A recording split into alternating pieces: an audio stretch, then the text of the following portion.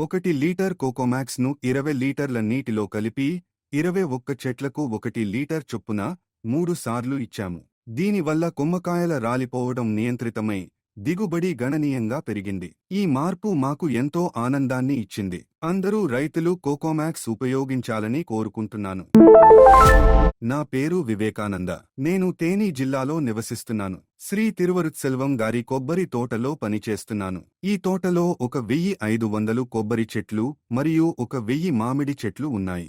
గతంలో కొబ్బరిలో కొమ్మకాయలు ఎక్కువగా రాలిపోయేవి. అందుకే మేము కోకోమాక్స్ సేంద్రియ ఎరువును మాత్రమే ఉపయోగిస్తూ వ్యవసాయం చేస్తున్నాము. 1 లీటర్ కోకోమాక్స్ ను 20 లీటర్ల నీటిలో కలిపి 21 చెట్లకు 1 లీటర్ చొప్పున 3 సార్లు ఇచ్చాము.